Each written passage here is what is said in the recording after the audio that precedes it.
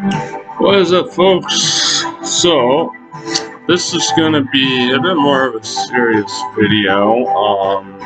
It's gonna be about DMT and shit, um, because I believe that there is tremendous healing power when it comes to ego death doses of DMT. I do firmly believe this isn't something you should do too much in your life. I think I've kind of overdone it myself. I think I should even take a break, if anything. But like last night, I went to a goth show, and I was having a great time. And I was listening to bands like Bauhaus and Depeche Mode and Peter Murphy. It's amazing. And I was hitting it off with a ton of goth chicks, and goth chicks got nothing wrong with them. But yeah, I have this friend who I've known for a very long time. I have another story I might tell about how I basically saved her from getting raped by a creep in high school. She's a very interesting lady. She's very pretty. She was adopted from Africa. Yeah, so she came down because I had to get her out of the house because her partner just passed away, unfortunately, because of I believe fentanyl overdose, and it sounds like he was hiding a lot from her, and he went into psychosis, and he tried to choke her out, like pretty hardcore stuff, and so she was just really racking her brains with questions, and oh, what if I did this, what if I did that, kind of thing, that sort of survivor's guilt feedback loop that builds in those situations. And so I offered her a couple of guided trips, and now she's done psychedelics. She's never done like full breakthrough amounts. She said she's done acid once in like the last few years. We used to do acid in high school every now and then, but nothing compared to DMT. And god damn, did she take this shit like a champ. Like, she's got 2 breakthroughs in a row. First time doing it was changa, so it was easier. I just gave her a big bong hoot of changa each time, and she was full on, like passed out. Like, I got her to kind of sit like this, and I just kind of held her, and she passed out. She said that she saw herself leave her body. She could see my patio, and she could look down at the city. And she saw her partner's face, and he was smiling, and then all the entities were like pointing at her chest, and she had this big blue orb there. And so what I said I think that means is, because she's very spiritual, people interpret stuff different ways, and I'm fine if someone wants to be spiritual. So I didn't, oh, well, fucking, it's just all in your head kind of thing. I wasn't going to do that. I'm not going to detract meaning from someone who could potentially find it in the spirit. No, I'm not that kind of asshole of Reddit, fucking R-atheist or whatever. God damn, man. Yeah, no, she went out cold for about 10 minutes, came back, and was like, oh, I did like the same response everyone has. Where do I even begin? Kind of thing.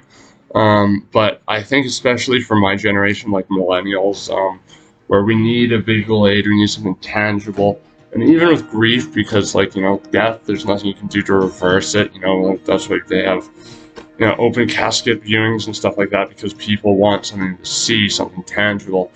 To relieve that bereavement and accept that it's actually happened. Well, I don't think she really got that. And so these 2 experiences, I think, gave that to her. And yeah, no, I think she took it like a champ, and I'm really proud of her. I think, this is what I want to do with my life. I'm going to university this summer to study psychology, and I'd like to give people guided trips like this, because she could hear me. Even though she was asleep, she could hear me talking, like I was talking to her, just like, let go, let it flow, unload everything you're holding on to, recycle it back into the universe. Just real quick personal story. So, like one of the most traumatic things in my life, definitely the most traumatic thing when it came to grief, was my cousin passing away. And it's a very fucked up situation. She was like found dead at the base of a grain silo, living on a farm in Alberta, and it was very mysterious. Like, I did a lot of digging when I was up there after it happened, and it seemed like there's this guy who probably raped her not long before that, and he was, I think, stalking her because there were text messages saying, "Stop, you're scaring me," and stuff like that, right before she died. Like, her friends were definitely hiding something. And I remember we were so distraught, me and my aunt were like trying to figure out how we could get away with murdering this guy. Grief just terrible things to people. But I remember I wrote a really beautiful speech for her funeral. I didn't get to see her body either because my uncle did the last thing she would want, which is to have this like, um, I can't remember what fucking sect of Christianity he was a part of, like, but he got her body basically preserved and like done up with makeup and stuff and full of formaldehyde, and like it's kind of fucked up actually. I was supposed to go down and do the body. I was writing the speech I was going to do for her funeral, and I was supposed to go see it, but he kind of fucking played this game like, "Oh, you're supposed to go in this car. Oh, that car already left. Okay, come in this car. Oh, sorry, this car's already left." And so I didn't get to see her, but my mom was like, "It's a good thing you didn't, because that wasn't her on that table." And like, here's the thing: I'm not very close with most of my family. Like my cousin was the only one who I was close with. Like she was like me and her related so much, and like I was like her inspiration. She brought me to as her role model to her graduation, and um, yeah, no, like and her death is definitely it's torn up the family quite a bit. I know her aunt, who my aunt is a sweet woman. My uncle, I can't say the same about him, but um, they're both they're both still going through a lot of pain, and they're not willing to like really even acknowledge any of it. So it's really unfortunate. But last time I was up there, I just needed something. I needed some closure, and like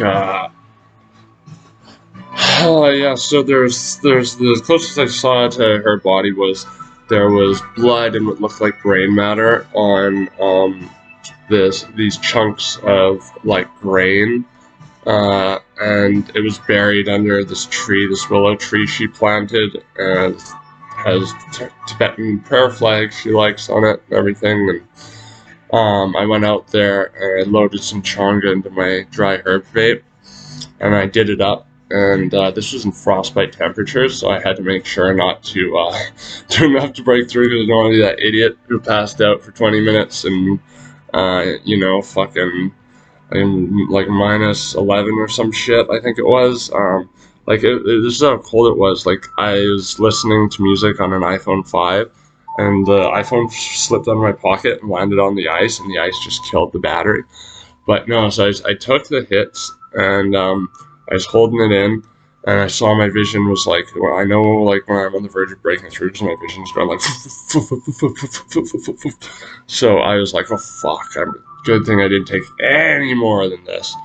But I just closed my eyes, and it's one of the most beautiful cathartic experiences I've been gifted with. I'm so thankful for that. I saw this brilliant white light, and it was like Ezekiel's wheel, with the except Ezekiel was probably just a schizophrenic, but it was like these serpent-looking angels started just spiraling around, and out of the white light I saw her, made out of like jewels, and she was hugging this black shadow. And I've looked down at my body when I've broken through on DMT, and I see kind of this black shadow. So I think that was me, and also kind of what all the grief was representing. And I just got this feeling of accept. I'm at peace. You need to be at peace. Remember what you said at my funeral. What I said at her funeral is my theory on immortality based on legacy. So what I mean by that is, you can, someone's only alive for as long as someone speaks their name, essentially. You may have heard that before. I wrote a very long poem and shit about this. People just keep her alive, and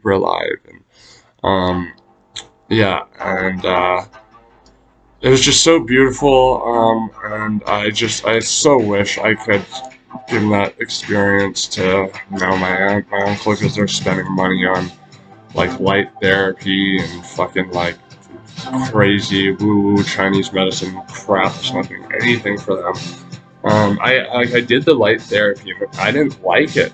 It was like they're trying to get me to rewrite my memories, and I was like, yeah, I'm okay. Like, because my method is, I call it the silver lining method, and I go through trauma on psychedelics, and I just find what's the good part of it I can take away from this.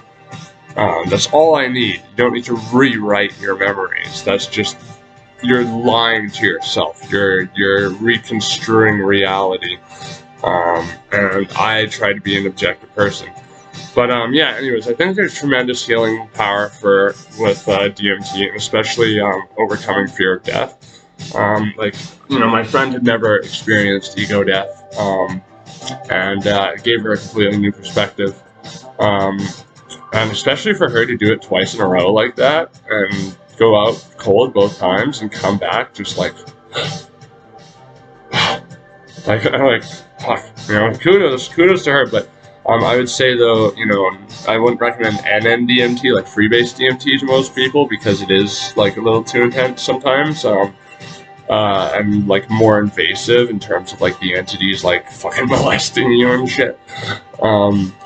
But changa is like, it slows it down and it makes it more ayahuasca-like. So that was really good. And, that experience I had with my cousin, I don't worry about her anymore at all. I remember when I used to do ketamine all the time, I would see her, it was like she was being thrown around in the universe by forces and was lost and didn't know where she was. But I know now she's very much at peace. It's beautiful. It makes me want to cry thinking about it.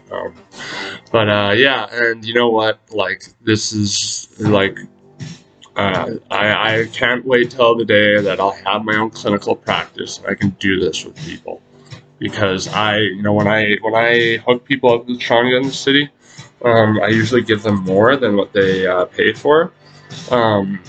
And they all have found very profound results, because this is, as I've showed you, this is like the best, most professional changa you can get. In any case, I'll leave it at that. Give me the one in the stink, a fucking nice comment, and 2 in the pink, the sub, and a like. Make me squeal, baby. Whee! Yeah. Okay, bye.